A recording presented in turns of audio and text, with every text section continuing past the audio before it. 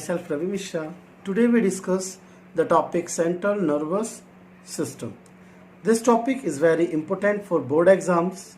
From this topic, various objective type questions are come in various competition. So, in the middle of this video, we discuss various important questions.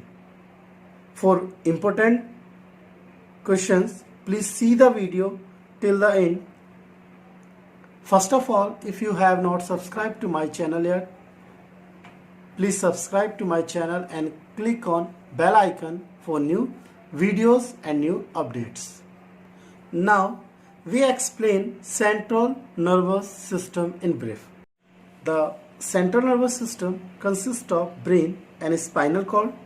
Like a telephone exchange with ingoing and outgoing wires, it is responsible for the coordination and control of the activity of the nervous system. The work of central nervous system is to direct incoming masses to the motor neurons that are connected to the parts of the body which will respond to a stimulus. And person can vary his behavior according to the changing situations. The job of the central nervous system is to collect all the information from all the receptors in our body. This information is added together before masses are sent out to the effectors. Now we discuss about brain. Brain is the highest coordinating center in the body. The brain is located inside the skull of our body. It is protected by a bony box in the skull called cranium. The brain is surrounded by three membranes called meninges, which helps to protect it. The space between these membranes is filled with a cerebrospinal fluid which protect the brain from mechanical shock. Parts of the cranial nerves arises from the brain. The brain consists of three main parts. Now the first name of the part, forebrain, second midbrain, third hindbrain. The forebrain consists of two parts, cerebrum and olfactory lobes. Midbrain consists of two parts, corpora quadrigemina, second cerebral peduncles. Now last, third hindbrain consists of three main parts, cerebellum, pons, medulla oblongata. Spinal cord, it is a cylindrical structure. It is enclosed within a vertebral column that arises from the brain. Now we discuss one by one parts of the brain such as forebrain, midbrain and forebrain. The forebrain include cerebrum and olfactory lobes. Now we discuss about cerebrum. The cerebrum is the most complex part and is highly specialized part of the brain. It consists of two cerebral hemispheres. Cerebrum is the basis of intelligence, sense and memory. The sense organ like eyes, ear, skin, tongue, etc. are directly connected to the cerebrum, being center of the voluntary activities. This is a sensory center of happiness, jealousy, love and sympathy, etc. To remember or store the past experience is also a function of this part of the brain. The cerebrum is divided into four parts: occipital lobe, temporal lobe, parietal lobes and frontal lobes. Now we discuss the function of the cerebrum.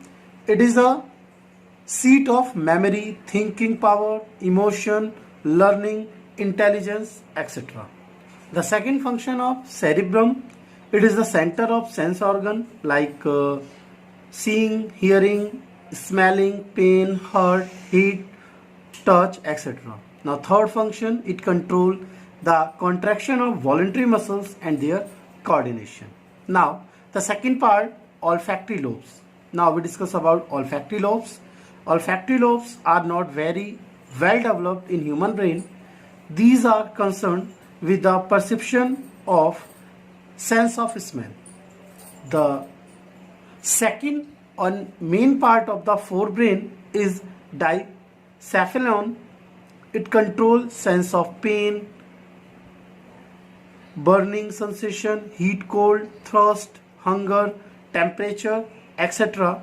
It controls fat and starch metabolism in digestion process. Now, in next way, we explain about midbrain. Midbrain are present between forebrain and hindbrain.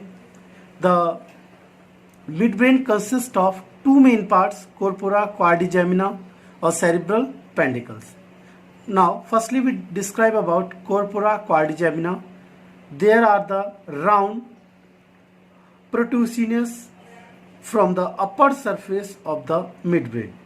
It means that is the first part of the midbrain that present in upper region.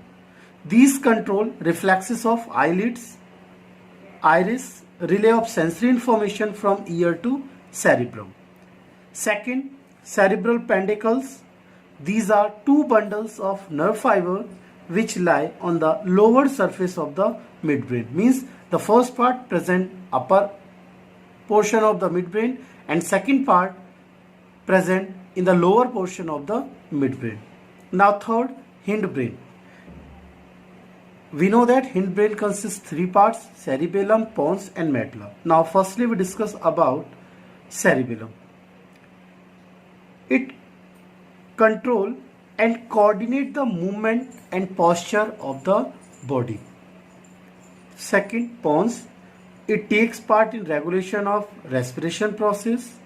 Third, medulla oblongata. Medulla oblongata regulate swelling, coughing, sneezing, vomiting, such as involuntary actions.